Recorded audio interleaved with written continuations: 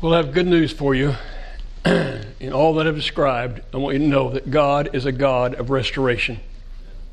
He's a God of restoration. I think there's an old view, and there is a old view among even Christians, and there is a view that's uninformed in this world, that God is a God who is looking for us to do something wrong. And if he can find us doing something wrong, then he's ready to zap us or destroy us or whatever. That could not be farther from the truth. God is a God who wants to restore. I don't care how broken you are. I don't care what you flirted with and gotten involved in. It makes no difference. God wants to bring every person back home. He's a God of restoration. You'll see that really clearly. But what I'm interested in is how I refill. All right, somewhere this is going to work. I just don't know the trick, guys.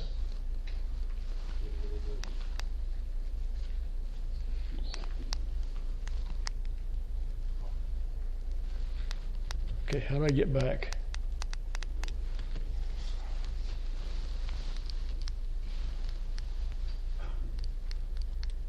There we go. There we go. Okay, how do I refill these tanks?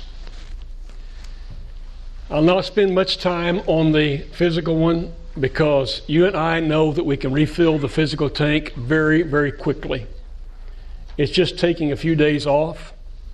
It's getting a couple of nights sleep. Everything looks better. Everybody understand that? I can't afford to take much time with it. But I do want to show you this. Remember Elijah under that tree begging God to let him die? This is so fabulously interesting to me. He falls asleep. And after he has slept for a while, something taps him on the shoulder. And he wakes up and it's an angel. And he looks over and guess what? There's some bread baked over hot coals and a jar of water, and he eats, and he drinks, and he goes back to sleep. And the angel would tap him again. What is God doing? What is God doing? He's refilling that physical tank. Isn't that amazing? Don't tell me God's not a God of restoration. God sent an angel to help him start recovering. You know about physical. Where I want to camp on the next two. And I want to talk to you about spiritual. How to refill the spiritual tank. Or how to deal with the spiritual tank in the first place. A long time ago, a person walked up to me, and I think they were trying to trap me. It's happened many times in my life. They said in kind of a harsh way, I want you to define the word spirituality. Actually, it was a Bible professor who did that. And I've wrestled with that word. How do I define the word spiritual? And I finally have come to one word. And that word is connection. Now listen to it very carefully. That word is connection. A true, real, lasting connection to the Father through His Son, Jesus Christ. And I have to tell you a reality, a piece of truth. It is possible for someone to have attended church for years and years and years on Sunday morning and Sunday night and Wednesday night and have no connection. It is possible and has been true that someone can fill a pulpit and do it for years and years and years and not really have a connection. And it is possible for someone to go off and get degree after degree after degree in theology and know all kinds of things about the ancient languages and not have a connection. And it's possible for us to drill into our children the ability to name the books of the Bible, which is good. It's not bad. And to know all kinds of Bible stories and never have a connection. And if you don't develop the connection over time, in fact, I think every eldership ought to have front and center, after they're working for their good and speaking for their welfare, how do we provide connection? So as you're looking to bring back whatever you're going to bring back, front and center is, how do I provide an opportunity for people to have real connection to the Father? Now, I may be off base, but I have decided that one of the keys, and maybe the only real key to connection, is to learn how to live a life of trust in God.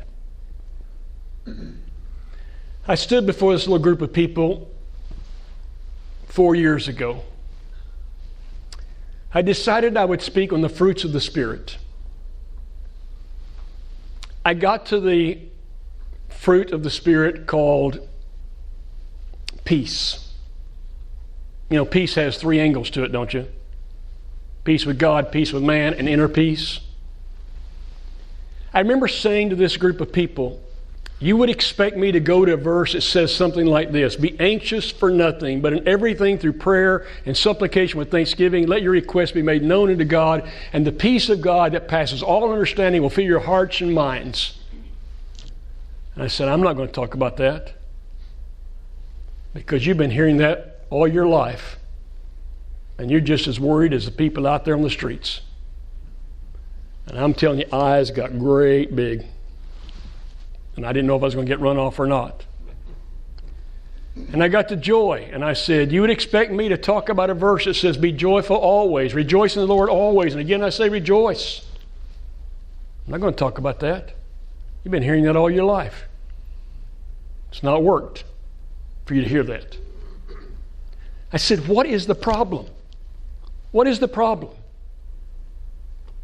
So I went back to an old verse that we all know so well, only I realized I'd messed it up for so many of my years, if not all of my years. Proverbs chapter 3 and verse 5. Trust in the Lord with all your heart and lean not on your own understanding. Now that leaning on your own understanding gets us all in big trouble. God gave us a gift of logic. You understand that? God gave every one of you elders a wonderful gift of logic that you use every single day and ought to use every single day. But do you understand, when it comes to faith, logic only takes you so far? And do you understand that much of the Bible, story after story after story of the Bible, is completely illogical? You understand that? It's completely illogical. So there's this story about a guy who gets swallowed by a fish, and he lives inside of that fish for 3 days or so. And finally the fish vomits him out on the dry land with seaweed around his neck. Do you believe a story like that? Does that make any sense to you at all? Does that have any logic behind it whatsoever? No. But I'm going to tell you something. I believe the story. I believe the story. And I said to that group, I guess I've been going to church all my life, and no one has ever taught me how to trust. No one's ever spent a month or 2 months or 3 months or 4 months teaching me how to develop a daily, lifelong habit of trust. So we just started going through Bible examples of Shadrach, Meshach, and Abednego, who said, look, we're not going to bow down to that image of gold. Our God is able, trust. But even if He doesn't save us, we'll trust Him anyway. We digested that, and digested stories of Samuel or Daniel. We digested stories all through the Scripture. And then we started looking in the Gospels. And we started looking at these apostles. You know, the apostles never figured it out until after Jesus was gone. Remember the story early in the life of Jesus in Mark's Gospel? And they're in a boat, and they're out in the sea. And a storm comes up. And it's a storm like they've never seen before. And it's lapping over the edge of the boat. And of all things, Jesus is what? He's asleep. And they're what are we going to do? And finally they go wake up Jesus, and they kind of, don't you care that we're going to die? And Jesus says, what about your trust? What about your faith? And He'll work with those men all through the time He was on this earth. And they really don't get it till He's gone. We have to learn how to trust. I'm going to tell you something. In the last 4 years, it's changed my life. And I'm not near there yet. But it's changed my life. Because I don't know if I'm just getting old or what, but I am finding more and more situations for which I have no answer. And more dilemmas and more problems for which I have no answer. And I have to turn to God and say, and I've done this so many times now, I don't know what to do. And this is going to go really badly unless you do something. You are our rock and you're our only hope. And it's amazing what I've seen God do. David had a real connection with God. He may have lost it for a moment, grown weak in it because he got weary. But I'm telling you, the secret to spiritual life and the secret to health in a congregation is providing a connection to the people, to God. And they have to see it and hear it over and over and over again, because I'm not smart enough to hear anything once and get it. Everybody know that? Anybody here a mathematician? I mean, starting in the 7th grade, Mrs. Walters put me in a blackboard along with the rest of the class, and she would watch me work an algebra problem in the 7th grade, and she would say, if you miss one step, you're going to get something happen to you. And she taught me to repeat and repeat and repeat and repeat until finally I could go off to Oklahoma State University and become an engineer, and the math was never a problem because she taught me, not because I knew it intuitively, but because she taught me repetition on repetition on repetition, never miss the steps. And I'm begging you, we got to figure out how to connect people to God. And how I do. That's why you rethink Sunday nights. That's why you rethink Bible classes. That's why you rethink what's coming from the pulpit. How do we speak to our people in such a way that we connect them to the Father, that the Father is real, so that every day, all day, it's real? In fact, I have a new definition for New Testament faithfulness.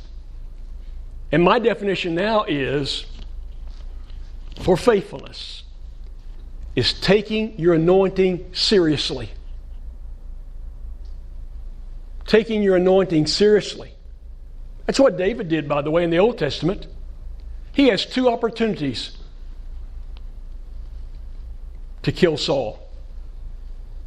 And it appears that God orchestrates the opportunity. And his men are urging him to do it. Why God tells us similar stories almost back to back must be for a purpose. Because David will say, far be it from me to lay my hand against God's anointed. And I love what he says the second time around. He said, God will deal with Saul.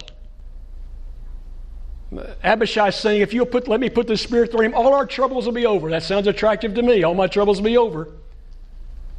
And David says, no, God will do it. Either by maybe striking him dead. Maybe his time will come, he'll die a natural death. Or maybe he'll go out to battle and be killed. I don't know how God's going to do it, David's saying, but he's going to get killed. God will take care of this. I don't have to. David understood how to have a connection of God that comes through the word trust. You cannot refill that spiritual tank unless you teach people how to depend upon God all the time. Until they learn how to do this. Morning, noon, and night, day after day after day. And I'm just now trying to develop that habit. I don't know how many times I asked God to help me this morning. I don't know how many times. But several times right down in the front row, I said, you've got to help. I don't know how to do this exactly.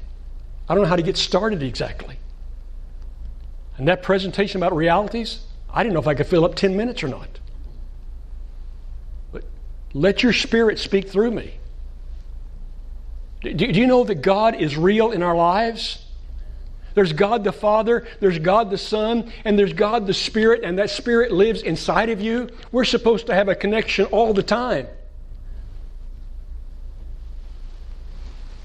And shame on us for ignoring any of it.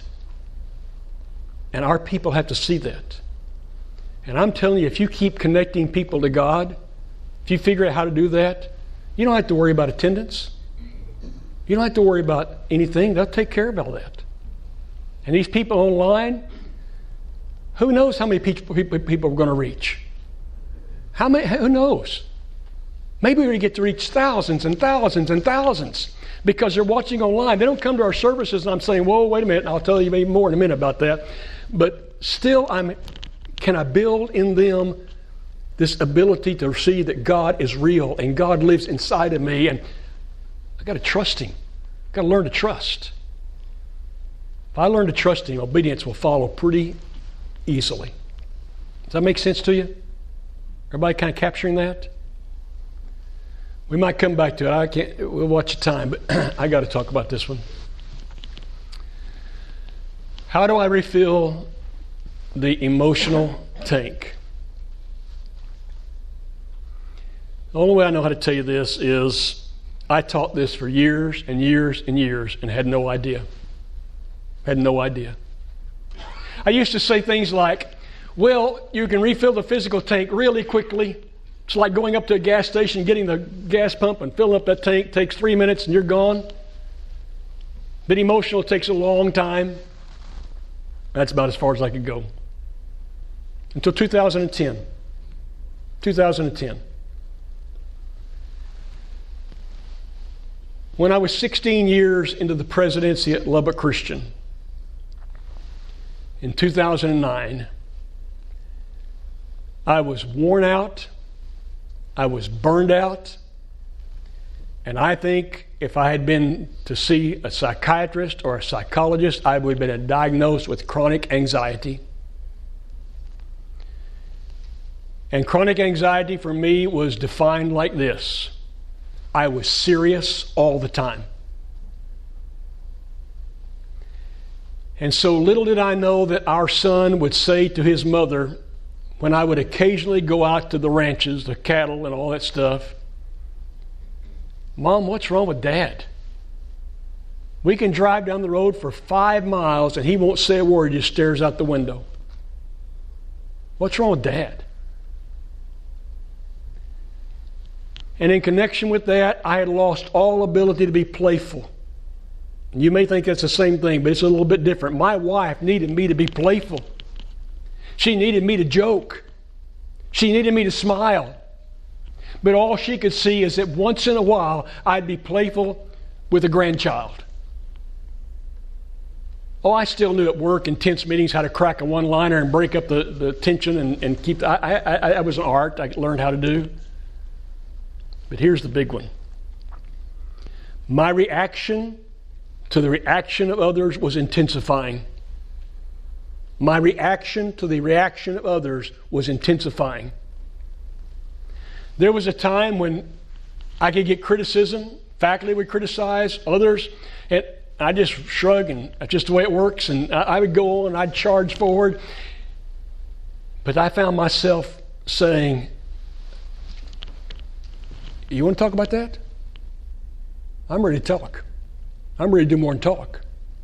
I found myself with people cutting me off on the driving a car, and I'm ready to race up behind them and start doing things that no one should do. My reaction to the reaction of others was intensifying, and I was in trouble. And that's why my friend Larry said, Ken, something's wrong with you.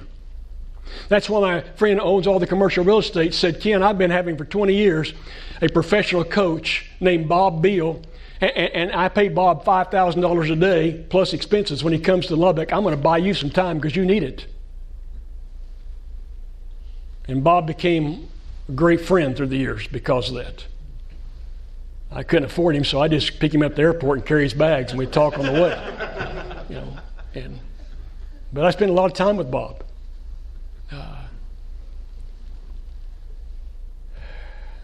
I told the trustees I got to get out. I have to quit. I'm going to mess up everything if you keep me in here. They said, you've got to stay 3 years longer because we won't be ready for another president until 3 years. We can't get our act together. So I started making all kinds of adjustments. In 2010, actually late 2009, I heard about this program, got an email about this program from a man named John Townsend. John Townsend and Henry Cloud have written scores of books, dozens at least of books.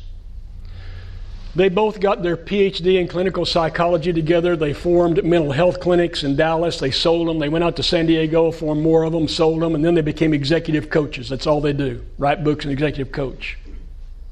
I get this email. I'd read some of their books. Townsend said, I'm forming a little group in Dallas. It's going to be called a leadership coaching program. And you have to interview for acceptance. Now, that interview with John Townsend was just a few questions and what he was really trying to see if he had enough money to pay for it. And I barely did. Okay? I and 6 other men were part of this first program he offered in Dallas. Every first Wednesday of every month in 2010, I had to be at this location at 8 o'clock, and we went to 5 o'clock, and we did not go a minute over 5 o'clock. I enrolled and paid all that money because I thought John Townsend was going to teach me some new leadership techniques that would help me live life as a leader a little better. Little did I know that John loved the psychology more than the leadership. He liked to go to the circle. I'm an introvert. I don't like to go to the circle. I'm looking at the other guys and they're crying. I'm thinking, what in the world are we into? I tell John, I ain't going to the circle. He said, yes, you are. 3 months into the program, John calls me on a Saturday morning. And I'm telling you, it made me nervous. I was in my car at a soccer game of a little grandchild. My wife, thankfully, was out on the sideline with our daughter. And when I heard John's voice, I didn't even want to answer. I didn't want to talk. I was nervous. He had a few sentences at most. And he said, Jones, I got you figured out. That made me more nervous. I promise you. My voice, I think, was quivering. I said, John, this is literal conversation.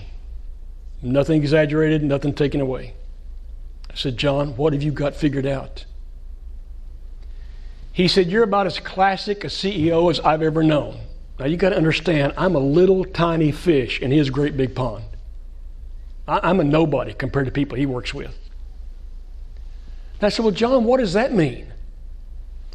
And he said, Jones, you you give and you give and you give and you run and you run and you run and you don't let anybody get close to you and you won't talk to anyone and you don't think you can let anyone know that you are one bit vulnerable. You don't want anyone to see the chink in your armor.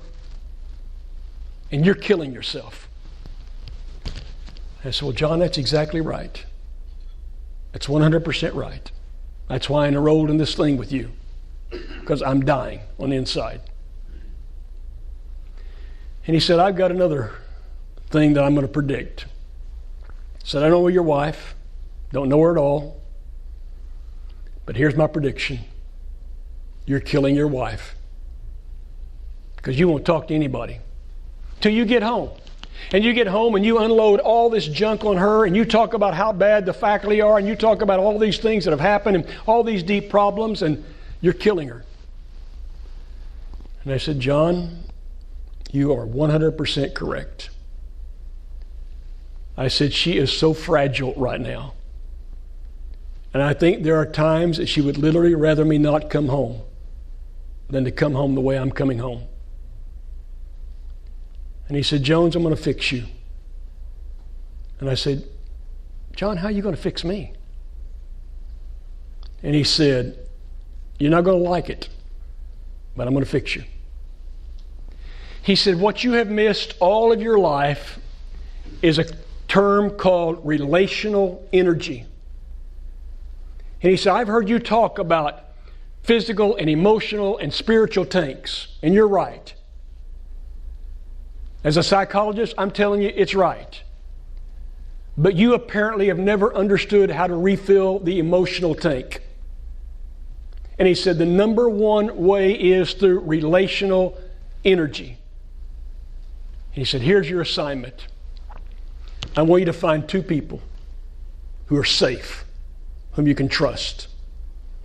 He said, I would tell you 4, but you couldn't handle it. I promise you, those are his words.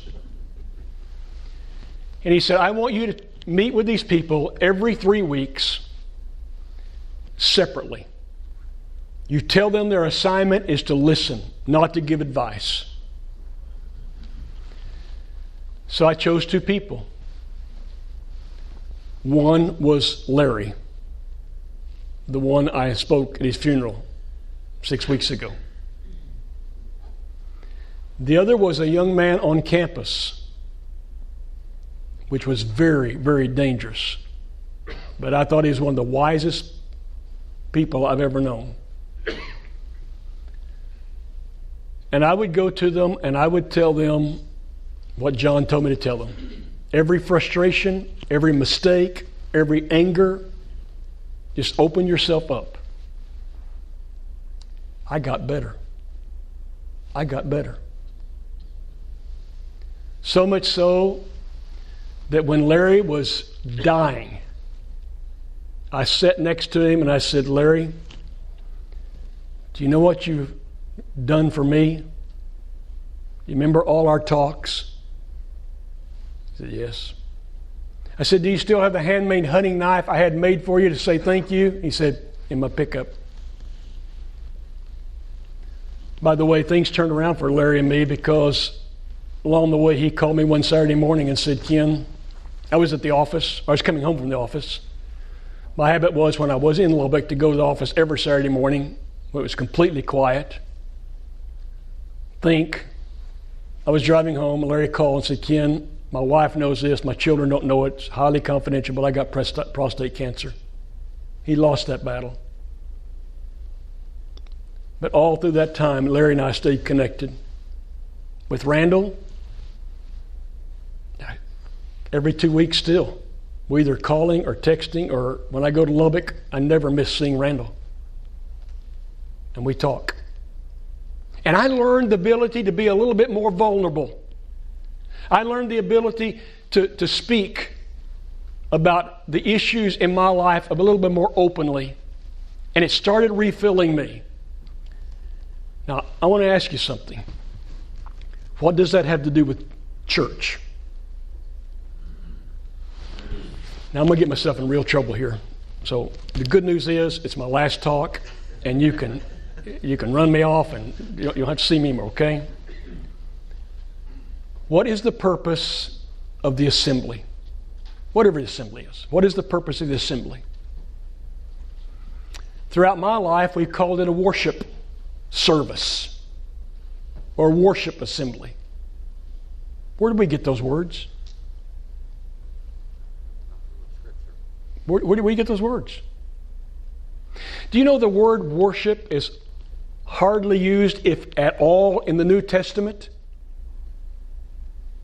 Oh, you got that passage in the beginning of Romans that says, present your bodies a living sacrifice, which is your reasonable act of, one translation will say worship and one will say service. But it's not till I get to Hebrews chapter 10. And the writer of the book of Hebrews is spending the entire book talking to people who are worn out. They are depleted. They are fatigued. And when people get fatigued and in a fog, what do? They quit. And they're going back to their old ways, their old Judaistic ways. And Paul will write from the very first go of the book of Hebrews over and over and over and over again, argument after argument, saying Christ is the better way. Don't leave this. And finally gets to chapter 10 at the end, uses that old statement that we've taken so out of context. Don't stop the meeting together as some of you've done. How many times we use that to guilt people? But provoke one another unto what? Love and good works. Spur one another onward. That's talking about edification. That's talking about encouragement. Now, I'm going to contradict myself, you're going to think. But our assemblies are important. Our assemblies are important. For if they're done right, what should be taking place when we come together? We should be providing with each other relational energy. We should be talking with each other.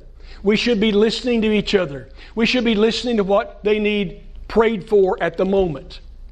It's relational energy. And I love this idea of being online and people in this new world, this new culture of technology, hearing our lessons and growing and gaining. But here's what I'm worried about. How do they get relational energy? How do they get relational energy? How do I contact them? How do I follow up? How do I provide some input to their life so that we have this relational energy with each other? People have tried the small groups. I think that does work. I'm beginning to think relational energy takes more effort on our parts. Again, our culture's an enemy to it. I am somewhat of an introvert, not altogether. I test on Myers-Briggs, kind of in between, but I like my quiet time. Suze will say she's extrovert on steroids or whatever you call it. Let's take these people out to eat. And I said, oh, man, not tonight. I want to watch television. But I'm telling you, if I put forth the effort and I spend just a little bit of time saying to Jack and Carol or Gary and Jeannie or somebody, hey, let's go up and meet at Brahms tonight. Let's drive to Clinton and meet at Brahms tonight. Spend 45 minutes together. And they open up and talk a little bit. And I open up and talk a little bit. It's like we're the best friends ever. It's like everything's changed. But that takes a little bit of effort to reach out and have relationship input with other people or relational energy being built. And I'm telling you, we're on to something right here. We're on to something. Because remember what I told you about spirituality? Not being connected? You can sit in these pews and be social distanced and not have any relational energy. And relational energy helps you be connected not just to one another, but it ends up affecting your connection to the Father. Because when you talk to someone, you say, we'll pray for that. Or you'll say, same things happen in our life. And by the grace of God, here's what He's done. And you talk like that. And people get reinforced. Does that make sense to you? And if I had time to go through the life of Elijah, I would tell you that not only does God rebuild him physically, but Elijah makes this trip all the way over to this mountain for 40 days. And he gets on the mountain and God says, Elijah, what are you doing here? And Elijah says, oh man, I'm the only one left. And Jezebel's trying to kill me. And God says, hey, go out and stand outside this cave for a moment. I'm going to pass by and show you something. And remember how God passes by? There's a wind that comes, and that wind is so great. Now, we've seen some big winds in Oklahoma, haven't we? But you've never seen a wind split apart rocks on a mountain. But God was not in the wind. God takes the foundation of that mountain, shakes it really hard. Earthquake. Now, if I'm standing in a cave on the side of the mountain, that thing starts shaking. I don't like that deal. Okay? But God was not in that. Roaring fire. God's not in that. Then a gentle whisper. And I think what God is saying, Elijah, I'm bigger than Jezebel. I can take care of anything. But he's not fixed yet. More time. God asked him again, after all that, what are you doing here? Oh, I'm the only one left. God says, no, you're not. I got 7,000 people who haven't bowed their knee to Baal. And I got a job for you. I want you to go off this certain direction. I want you to know that this person is king and that person is king. And I want you to find a young man named Elisha, and you're going to spend the rest of your time mentoring him to take your place. And off he goes. He's like a new man. And something happens in all that with connection, and something happens with all that relational energy. I don't know exactly all that happened. But you go back to David. Read 1 Samuel chapter 22 really carefully. Most of the chapter is about David learning from one of the sons of Ahimelech that escaped death. He comes to David of all people. Now, had my father gotten killed and my brothers gotten killed, and I thought it was David's fault, if I'm coming to David, I'm coming with a sword. That's just my nature. But Ahimelech comes and says, David, here's what's happened. And David says something really remarkable. He says, it's my responsibility. It's my fault. I'm to blame. How does he become this towering giant, accepting responsibility at the end of chapter 22, when in chapter 21 he's lying and doing all... What's going on? But there's this little tiny 2 or 3 verses at the beginning of chapter 22, and it says that David is hiding in the cave of Adullam,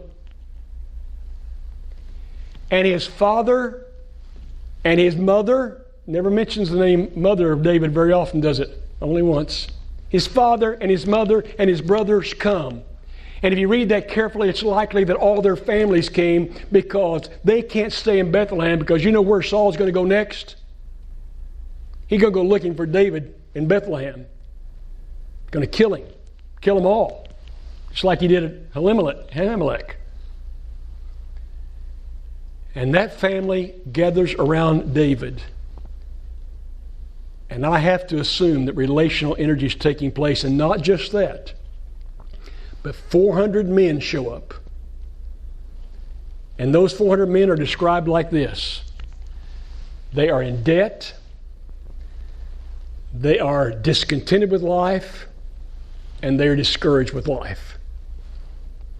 And he became their leader. How would you like to make a bunch of soldiers out of those kind of people? It's my last choice. But David will turn those 400 plus a couple hundred more into the most mighty fighting machine known in that day and time. And somewhere in those 2 or 3 verses, people gathered around David, pumped into him energy. And David returns to this man of connection with God. Because right after that, his men and he are hiding. I know, I'll hurry, okay? His men are hiding. And David hears a story about Keilah down in southern Judah. And they're being attacked by the Philistines. And David says, God, should we go help them? God says yes. But the men start talking to David and they say, David, we're already hiding from Saul. If we go down there, he'll find out about it and he'll come and we're going to be destroyed. You see, the men are relying on their own what? Their own logic. Trust in the Lord with all your might and lean not so much on your own understanding. And David walks back to God and says, God, are you sure I should go to Keilah? And God says, you go, I'm going to give you the victory. He goes down there and gets the victory. And now Saul finds out, and Saul's bringing his soldiers, and they're going to find David. And David says, God, is Saul going to come? Yes. Are these people I just saved at Keilah, are they going to turn me over to Saul? God says yes. And David and his men get out of there. But isn't it interesting that after all this has taken place, David returns to his connection with God so deeply that every move he makes, he says, God, should I do this? I want to live my life like that. I want elders to help me learn how to live my life like that. And I don't believe God has ever answered me with yes and no's verbally so that I could hear. But I will believe this with all my might, that I've been praying for his help and I've been praying for his guidance, and there feels like a gentle nudge inside of me, and I've learned not to ignore the nudge. For how do I know but that God is speaking to me? And he's been wonderful. He's been wonderful. Your congregations are filled with people who are fatigued, they're in a fog, and they're flirting with things they shouldn't be flirting with. And some of you may be fatigued and in a fog with all this virus stuff. You may even be flirting with quitting. I don't know what it is. But you've got to watch physically and emotionally and spiritually how you're doing, and you've got to take care of yourself. And you've got to be able to take this principle and teach it to others and tell them you've got to take care of yourself. There's a reason why we do what we do. Let's make sure that we do what we do for that reason. And not do it out of habit and not do it out of have-tos, but do it for the right reasons. Does that make sense? Well, truth plus grace over time equals health. Been teaching it for a long time. Fatigue, fog, flirtation, 25 years. 25 years I've been teaching it. But just since 2010 have I started figuring it out, what it means. So may God bless you as you try to become people who shepherd people, who accept these new realities and do the best with them and connect people to God and help people to stay in the saddle, so to speak, with God.